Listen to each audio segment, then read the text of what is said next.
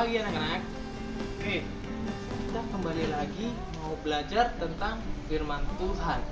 Namun, sebelum kita belajar firman Tuhan, terlebih dahulu kita masuk dalam doa.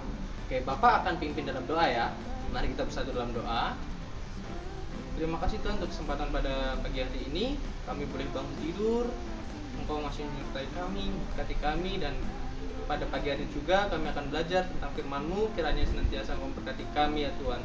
Terima kasih Tuhan, kiranya Engkau urapi kami, mampukan kami untuk memahami setiap apa yang kami dengarkan di pagi hari ini ya Tuhan. Terima kasih Tuhan, haleluya, amin.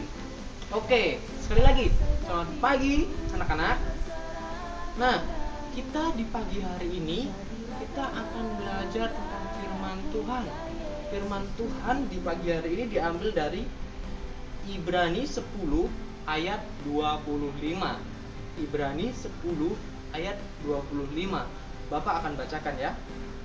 Begini bunyi firman Tuhan. Janganlah kita menjauhkan diri dari pertemuan-pertemuan ibadah kita seperti dibiasakan oleh beberapa orang, tetapi marilah kita saling menasehati dan semakin giat melakukannya menjelang hari Tuhan yang dekat. Kalau kalian membaca ini tadi, kalian akan memahami suatu hal, yaitu berbicara tentang persekutuan. Nah, di pagi hari ini kita akan belajar tentang mengapa orang Kristen harus bersekutu. Mengapa orang Kristen harus bersekutu? Nah, anak-anak, ketika kita mendengar hal itu, kira-kira apa yang terpikir dalam benak pikiran kita? Ya, sebelum Bapak membahas ini lagi, kita harus memahami dulu apa sih yang dimaksud dengan bersekutu. Bersekutu itu apa ya? Ada yang tahu nggak kira-kira bersekutu itu apa? Nah, jadi bersekutu itu adalah bertemu ataupun menjalin relasi dengan saudara seiman. Saudara seiman dalam kerelaan maupun kegembiraan. Nah, jadi di situ intinya adalah kita ada suatu relasi, ada bertemu. Itu adalah bersekutu, berkumpul, itu bersekutu. Nah, berbicara tentang relasi nih, bicara tentang bertemu. Sebuah relasi itu kan artinya ada dua orang ataupun lebih, itu namanya relasi ya. Nah, anak-anak, ketika Bapak berikan satu contoh di mana anak-anak misalnya memiliki dua orang teman, misalnya ya. Ini ilustrasi untuk membantu kita memahami mengapa sih kita harus bersekutu. Nah, jadi anak-anak, ketika kita diberhadapkan mengapa kita harus bersekutu, ilustrasinya itu adalah misalnya anak-anak memiliki dua orang teman. Yang teman satu dia baik dan yang satunya dia jahat. Yang satunya ini dia selalu memberikan kebaikan, membawa kebaikan dalam diri anak-anak. Yang satunya selalu mengajak anak-anak ke dalam hal kejahatan. Nah, kira-kira ketika diperhadapkan dengan dua pilihan teman yang seperti itu, anak-anak pilih teman yang mana? Yang baik atau yang jahat kira-kira? Ayo, kira-kira pilih yang mana ya? Yang baik atau yang jahat ya? Kalau seandainya Bapak ditanya seperti itu, jawaban Bapak adalah 100% Bapak pilih yang baik. Kenapa?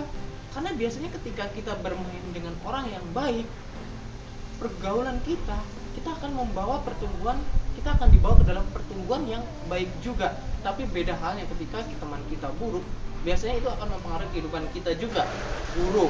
Nah, dari situ kita bisa memahami anak-anak betapa pentingnya sebuah persekutuan itu. Karena ketika persekutuan tadi kan apa? Kita bertemu, kita berrelasi dengan saudara seiman. Artinya di situ nanti akan ada tujuan dari persekutuan itu sendiri adalah membawa suatu pertumbuhan dalam apa? Pertumbuhan dalam diri kita. Nah, oleh karena itu mengapa kita pentingnya bersekutu? Yaitu agar kita memiliki pertumbuhan. Oke, agar kita memiliki pertumbuhan, kita semakin dewasa ya. Nah, selain itu juga kita mungkin setiap minggu selalu merenungkan, ya, setiap minggu saya harus ke gereja. Tetapi anak-anak, persekutuan kita orang percaya tidak hanya di dalam gereja, tapi di luar gereja juga kita harus bersekutu. Seperti apa? Banyak hal yang bisa kita bersekutu. Misalnya ada kegiatan doa, ada sekolah minggu, ada pemahaman Alkitab, pendalaman Alkitab, dan masih banyak hal-hal lainnya. Hendaknya kita bisa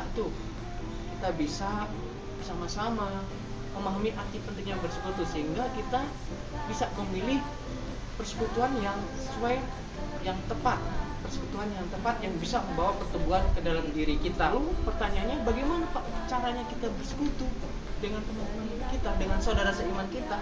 Ya, kita bisa bersekutu dengan saudara seiman kita dengan cara berdoa bersama, terus memuji nama Tuhan, memuliakan nama Tuhan, dan belajar firman Tuhan bersama-sama dengan teman kita. Di situ kita bisa saling bertukar pikiran, pemahaman, agar kita semakin bertumbuh, dan kita tidak hanya bertumbuh sendiri, tapi kita juga bertumbuh dengan teman-teman kita, bertumbuh secara bersama-sama.